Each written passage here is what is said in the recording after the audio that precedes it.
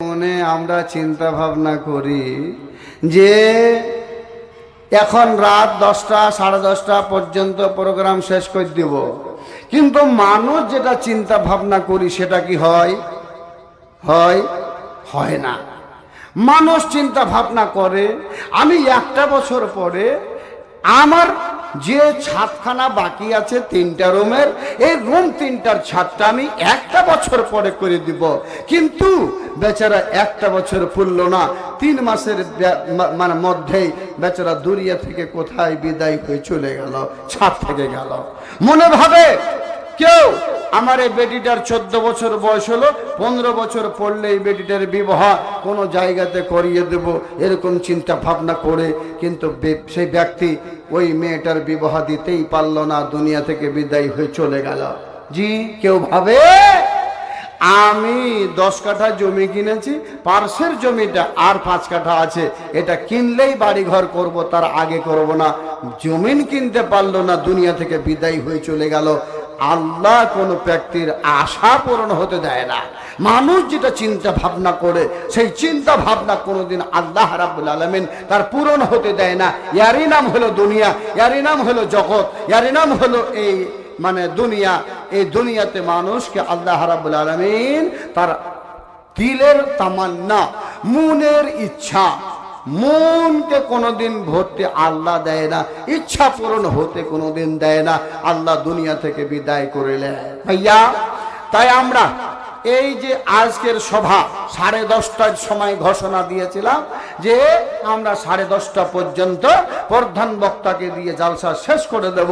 এখন ঘড়িতে বাজছে 10টা 36 37 মিনিট। তাহলে আমরা এটা কি ইচ্ছা করেছিলাম? এটা কি ভুল? না, ভুল না। মানুষের ইচ্ছার বাইরেও কাজ আল্লাহ করতে পারছেন, মানুষের ইচ্ছার মধ্যেও আল্লাহ করে দেয়। কখন করে দেয়?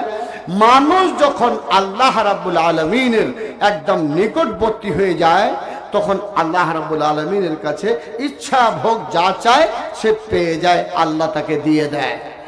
আর আল্লাহ মানুষের ইচ্ছা মতো নাও দেয়, সেটা হলো মানুষ ইচ্ছা করে আল্লাহকে স্মরণ করে নয়, আল্লাহকে ইয়াদ করে নয়, তখন আল্লাহ তার ইচ্ছা পূরণ হতে দেয় না। ভাইয়েরা আমার, বন্ধুরা আমার, আপনাদের সামনে কয়েকটা আয়াত আমি আপনাদের সামনে তেলাওয়াত করেছি। হযরতে আয়েশা সিদ্দিকা রাদিয়াল্লাহু তাআলা আনহার একটা হাদিস আমি আপনাদের সামনে পাঠ করেছি। সেইগুলিকে কেন্দ্র করে কিছু কথা আলোচনা করব ইনশাআল্লাহ। আমি চাইবো যে আপনারা নিতে এসেছেন, আমি আপনাদের দিতে এসেছি অল্প কিছু দেওয়ার পরে। ভাইজান সবাই ইনশাআল্লাহ শেষের বেলা একটু দোয়া নিয়ে দোয়া করে এখান থেকে বিদায় করবে, এটা আমি আশা রাখছি। ভাইজান, একটা লোক হঠাৎ করে ও মানে কদুর গাছের কাছে গেছে, কুমড়োর গাছের কাছে গেছে, দেখেছে আল্লাহ একটা কদুর গাছে কমসে কম 12টা 14টা কদু ধরে আছে পাতলা একটা লতার মধ্যে, আর বড় বড় কদু, বড় বড় কুমড়া। লোকটা তখন বলছে আল্লাহকে ইনসাফ নেই। কি বলছে? আল্লাহকে ইনসাফ নাই, লেন ঠেলা। ও বলছে আল্লাহকে বিচার নাই, ইনসাফ নাই। বলে কেন? বলে আমি দেখছি অমুকের চালে লম্বা একটা মানে ডগা, লম্বা একটা লতা, আর ওই লতাতে দিয়েছে 12-14টা কুমড়া। আর আমার একটা বেলের গাছ, আগনার মধ্যে গোটা আগনাটা ঘেরে নিয়েছে, আর গোটা আগনাটা ঘেরে নেওয়া ওই বেলের গাছে মাত্র 5টা বেল দিয়েছে। আর বেলগুলো ফিরে একবারে ছোট ছোট ছোট বেল, বেলগুলো বড় নয়। ওই লোকটা তখন বলছে আল্লাহ তোকে ইনসাফ নাই, তোকে বিচার নাই, না হলে আমার বেলের গাছে বড় বড় বেল দেওয়া দরকার। চৈত্র মাসের দিনে এমন হয়ে ধূপ পড়েছে, রৌদ্র পড়েছে, রৌদ্রে থাকতে পারে না, পাংখা চালাইছে ঘরের ভিতরে। যুবক ওই ঘরের গরমে পাংখার হাওয়া ভালো লাগে না, বলছে বেলের গাছের তলায় একটু বসি তো। বেলের গাছের তলায় বসেছে, আর একটু আরাম করতে করতে চোখটা যেন তার লেগে গেছে। আর ওইদিকে একটা বেল, পাকা বেল ঠাস করে গিয়ে ওর মাথার উপরে পড়েছে। যখনই মাথার উপরে পড়া, তখন মা গে, মা, ওকে মা মরে গেল, মা বেলটা তো এত বড় বেলছি ভাই, 200 গ্রাম ওজনের, 150 গ্রাম ওজনের। তাই বেলটা মাথায় পড়লে মা বলে চিৎকার করে বলছে মা মরে গেল। তখনও বলছে চোখটা খুলে, আল্লাহ তোমাকে ইনসাফ আছে, আল্লাহ তোমার বিচার ঠিক আছে, আল্লাহ বিচার তোমার খারাপ নয়, ইনসাফ খারাপ নয়। আমি বলছি এখন আমাকে এটা বিশ্বাস হলো, আল্লাহ রে তোর বিচার একেবারে নাই, বিচার তোর বিচার খারাপ নয়।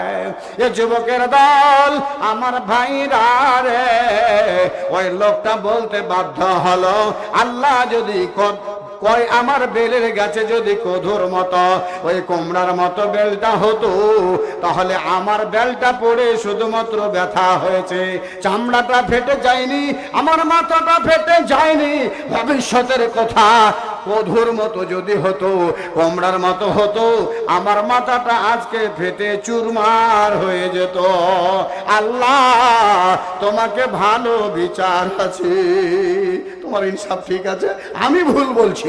এ ভাই, তাহলে আমরা এই জগতে যত মানুষ আছি রে, একটা বাপের সন্তান যদি ভবিষ্যতের কথা, তার ছেলেটাকে কাজে পাঠিয়েছে, সারাদিন কাজ করেছে মাঠে, 500টা টাকা পেয়েছে, বাপের হাতে গিয়ে যদি ভবিষ্যৎ তার হাতে 400টা 300টা টাকা না দিয়েছে, আর যদি তাকে জিজ্ঞেস করছে বেটা বল কাজের টাকাটা কি হলো, যদি বলে দিয়েছে আব্বাকে আব্বা টাকাটা পেয়েছেন খরচ করে দিয়েছি, টাকা আজ আমি আর রাখতে পারিনি, সঙ্গে সঙ্গে বলবে বেটা কালকে তোকে কাজেও যেতে হবে না, আমার বাড়িতেও থাকতে হবে না, আমার বাড়ি থেকে বের হয়ে যা।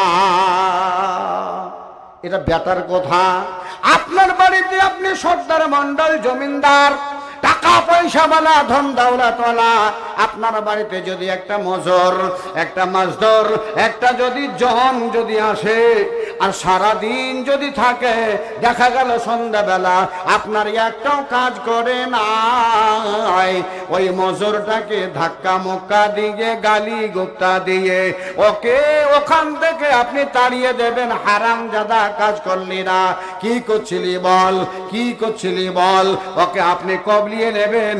এ যুবকের দল, আল্লাহ রাব্বুল আলামিনের বান্দা, তুমি একটা দিন কাজ না করার কারণে, একটা দিন আপনার অপমান হওয়ার কারণে, একটা দিন আপনার কথা না শোনার কারণে বেটাকে বলছেন বাড়ি থেকে বের হয়ে যাও, আর জনকে বলছেন তোকে থাপড়িয়ে ঠিক করে দেব, কাজ কেন করলি না। কিন্তু বন্ধুরে, এ যুবকের দল, যুবতীর দল, মায়েরা, আমার ভাইরা রে, আমরা সারা দিন, আমরা হপ্তাকে হপ্তা, মাসের মাস, আমরা বছরের বছর আল্লাহর নাফরমানি করে চলে যায়, আল্লাহর কথার অমান্য করে চলে যায়, হাদিসের কথা অমান্য করে চলে যায়, অথচ আল্লাহ রে দেশ থেকে তাড়িয়ে দেয় নাই, পাকুড় থেকে তাড়িয়ে দেয় নাই, গ্রামগঞ্জ থেকে তাড়িয়ে দেয় নাই, আপনার খাওয়া বন্ধ করে দেয় নাই, ঘর থেকে বের করে দেয় নাই, আপনাকে মারতে চায় নাই।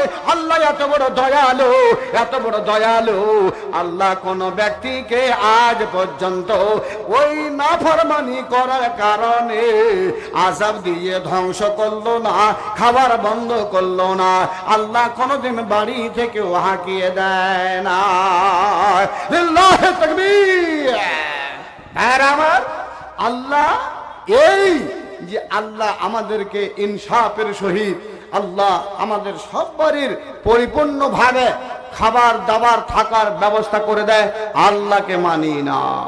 ভাইজান, এবার চলুন বক্তব্যের দিকে যায়।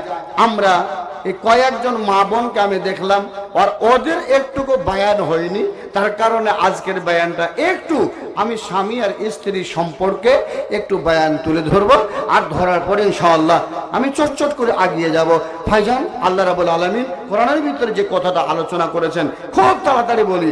আল্লাহ বলছেন, আর রিজালু কাওয়ামুনা আলান নিসা বিমা ফাদ্দালাল্লাহু বা'দাহুম আলা বা'দ ওয়া বিমা আনফাকু মিন আমওয়ালিহিম। আমার বান্দা বান্দিরা রে, আমার বান্দির দল, শোন শোন শোন। যখন তোর বিয়ে হয়ে যায়, যখন তুমি একটা স্বামী পেয়ে যাও, ওই স্বামীটাকে তোমার আমি নেতা বানিয়ে দিই, ওই স্বামীটাকে তোর মালিক বানিয়ে দিই, ওই স্বামীটাকে তোর জিম্মেদার বানিয়ে দিই। বলে কেন কেন? এই জন্য রে আমার বান্দিরা, আমি তোদের নেতা তাকে বানাই। ওয়া বিমা আনফাকু মিন আমওয়ালিহিম, এই স্বামীটা যেদিন তোকে বিয়ে করে নিয়ে বাড়িতে চলে যায়, বাবার বাড়ি যখন তুমি যাও, ট্রেক্টরে করে কোনোদিন তুমি ধান নিয়ে যাও না, ট্রেক্টরে করে কোনোদিন চাল নিয়ে যাও না, ট্রেক্টরে করে কোনোদিন তুমি সবজি নিয়ে যাও না, তুমি কোনোদিন টাকা পয়সা নিয়ে যাও না। তোমার স্বামীর বাড়িতে যখন তুমি যাও, এমনিতে তুমি চলে যাও, কিন্তু তোমার পিছনে আল্লাহ বলছেন ওয়া বিমা আনফাকু মিন আমওয়ালিহিম, এরে বান্ধে তোদের পিছনে তোদের স্বামী বহু টাকা পয়সা ধন দৌলতেরা ব্যয় করে, তোমাদের পিছনে খরচ করে, তোমাদের পিছনে খরচ করে। তার কারণে এদের সম্মান, এদের ইজ্জতটাকে আমি আল্লাহ একটু বাড়িয়ে দিয়েছি।